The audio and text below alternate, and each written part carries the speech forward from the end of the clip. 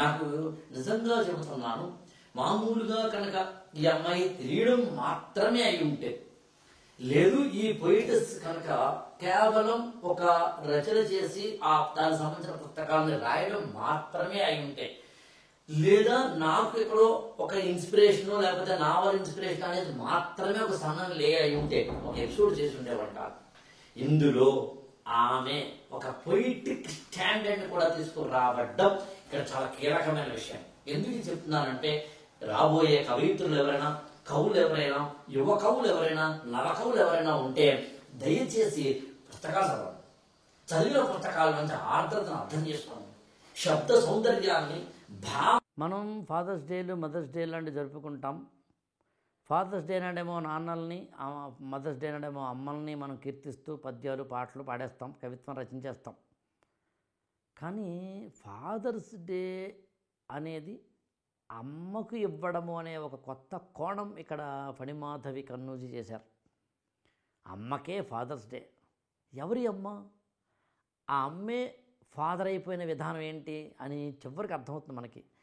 అన్నం పెడుతూ అమ్మాయి అదిలిస్తూ నాన్నయ్య, బుజగిస్తూ అమ్మాయి భుజాన మోస్తూ నాన్నయ్య, ముస్తాబు చేసి బడికి పంపే అమ్మాయి, ఆలస్యమైతే ఎదురొచ్చే నాన్నయ్య, కంటికి రెప్పై కాచే అమ్మాయి, కళ్ళతోనే బెదిరించే నాన్నయ్య, భాష బంధం నేర్పే అమ్మాయి, భయం బాధ్యత నేర్పే నాన్నయ్య, అకాల మృత్యు తన తోడును హరిస్తే మోడై మిగిలిన బతుకుబండిని అమ్మే నాన్నయ్య, అమ్మే నాన్నయ్య, అమ్మాయి నాన్నయ్య, అన్నీ తానైన అమ్మకే ఫాదర్స్ డే శుభాకాంక్షలు.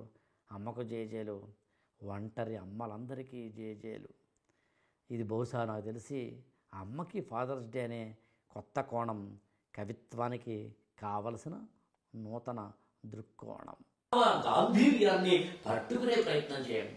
ఏ పదాన్ని ఎప్పుడు ఎక్కడ ఎలా ఉపయోగిస్తారు లాంటి వాటిని అర్థం చేసుకునే ప్రయత్నం చేయండి. అలాగే వస్తు వైవిధ్యం అంటాం. అంటే స్త్రీ కాబట్టి ఓన్లీ తన యొక్క బాధల్ని మాత్రమే వెలిగక్కడం, తన యొక్క కన్న కూతురు మరణించింది కాబట్టి ఆమె మీద మాత్రమే కవిత్వం రాయడం, తాను ఏదో ఎక్కడో బాధపడింది కాబట్టి అది కాకుండా అంబేద్కర్ గురించి ఇందులో ఉంది, గాంధీజీ గురించి ఇందులో ఉంది, ఒక నిర్భయ లాంటి వాటికి సంబంధించిందో, దిశ లాంటి వాటికి సంబంధించిందో, లేదా అనేకమైన సమాజంలో జరుగుతున్న ఎన్ని రకాల పోకడలైతే ఉన్నాయో, ఎన్ని రకాల బాధలైతే ఉన్నాయో, ఎన్ని రకాల ఆనందాలైతే ఉన్నాయో. అందుకనే దీనికి ముందు మాట రచించిన నగ్నముని, బహుశా తెలుగు సాహిత్యంతో పరిచయం ఉన్నవాడికి తెలుస్తుంది, 1965 నుంచి 68 వరకు తెలుగు సాహిత్యంలో దిగంబర కవిత్వోద్యమముని ప్రత్యేక కవిత్వోద్యమం వచ్చింది. స్వాతంత్ర్యానంతరం వచ్చిన మొట్టమొదటి కవిత్వోద్యమం. పైగా అంతకుముందు భావ కవిత్వ ఉద్యమము, అభ్యుదయ కవిత్వ ఉద్యమం వచ్చిన తర్వాత వచ్చిన దిగంబర కవిత్వ ఉద్యమానికి సంబంధించిన మూల విరాట్ ఎవరైనా ఉన్నారంటే నగ్నముని. ఆయన దీనికి ముందు మాట రచించడం జరిగింది ఈ పుస్తకానికి. అందులో ఆయన అత్యద్భుతమైన కొన్ని లైన్లు చెప్పారు.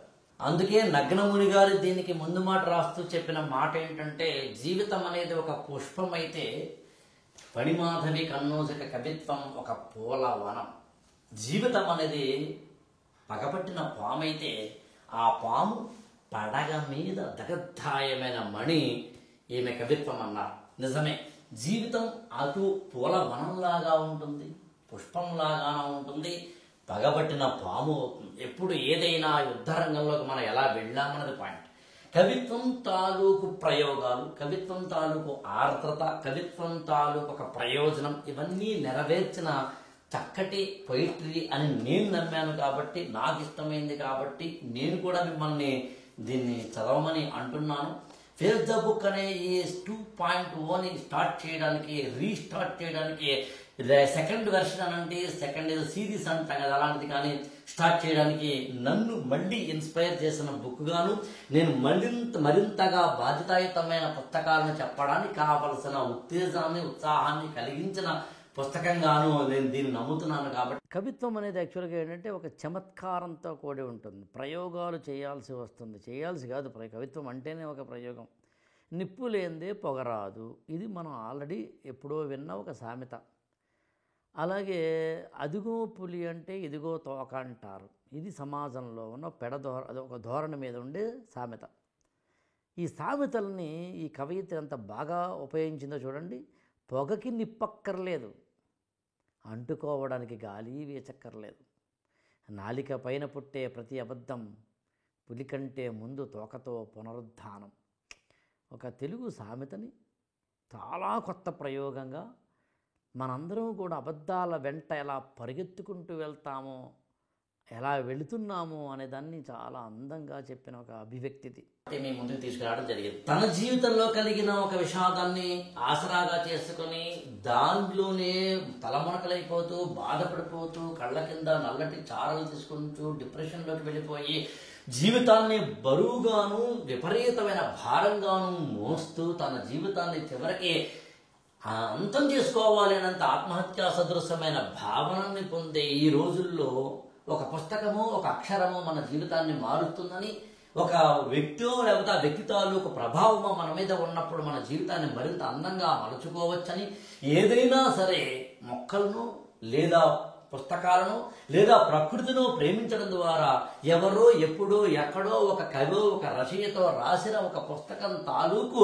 ఒక భావం మన జీవితాలని ప్రేరేపిస్తుందని, మన జీవితం మన చేతుల్లోనే ఉందని, మన దుఃఖాలని మనమే మాన్పుకోవాలని, మన గాయాలని మనమే గేయాలుగా రూపొందించుకోవాలని తెలియజెప్పిన పుస్తకం ఇది. సాధారణంగా కవిత్వం రాసేటప్పుడు ఆ కవిత్వం తాలూకు టైటిల్ అనేది చాలా ఇంపార్టెంట్ అవుతుంది. ఈ పుస్తకంలోని దాదాపు ప్రతి కవిత యొక్క టైటిల్ అలాగే ఉంటుంది. ఇది 14 ఏప్రిల్ 1891. 14 ఏప్రిల్ 1891 అంటే చాలామందికి అర్థం అవుతుంది, బట్ ఎవరైనా ఒకరిద్దరు ఉండొచ్చు. కానీ టైటిల్ బాగుంది. ఏంటో చూద్దాం ఈ టైటిల్ అసలే ఏం చెబుతుంది. అతడు బంగారు పోతల విగ్రహమై వీధికో శిలగా మారాలనుకోలేదు. శిలా సదృశ నెత్తురులో నిరంతరము చైతన్యకణమై ప్రవహించాలనుకున్నాడు. ఆ చూపుడు వేలు ఓ చిరునామా కావాలనుకోలేదు. కొన్ని అంటు చూపుల్లో హెచ్చరికై ప్రసరించాలనుకున్నాడు. అతడు దాహానికి సాచిన దోసిళ్లకు స్వేచ్ఛను స్వప్నించినవాడు. అసుంట కంచెల్ని కొలదోసే ఆయుధం అక్షరమని తలచినవాడు. అసమానతల వెన్ను వంచి ప్రతి తలకు ఆత్మగౌరవాన్ని, ప్రతి నోటికి మాట్లాడే హక్కును, ప్రతి పాదానికి ముందడుగు వేసే ధైర్యాన్ని రచించినవాడు. సమానతకు వెన్నుముకైన వాడు అతడు అంబేద్కర్. అతడింకా వర్తమానానికి అర్థం కావాల్సిన అసాధారణ చరిత్ర. ఈ వాక్యం మామూలు వాక్యం కాదు. అతడింకా వర్తమానానికి అర్థం కావాల్సిన అసాధారణ చరిత్ర. అతడి పుట్టినరోజు ఆత్మగౌరవానికే వేడుక రోజు. ఇప్పుడు అర్థమవుతుంది title. 14 April 1891 doctor Babasaheb Ambedkar జన్మదినం. నాకు అందుకని ఫేస్ ద బుక్ 2.0ని తిరిగి నేను స్టార్ట్ చేయాలి అనుకున్నప్పుడు ఈ పుస్తకాన్ని మొట్టమొదటి పుస్తకంగా తీసుకోవడం జరిగింది. ఇలాంటి పుస్తకాలని చదువుదాం, అర్థం చేసుకుందాం, అడుగులు ముందుకేద్దాం. మళ్ళీ మరొక ఎపిసోడ్ తోటి మనం ఫేస్ ద బుక్ అనే ప్రోగ్రాంలోకి వెళ్ళే ప్రయత్నం చేద్దాం. పుస్తకాలను కొని చదువుదాం, చదువుకుని ఆనందిద్దాం, ఆస్వాదిద్దాం, ఆచరిద్దాం.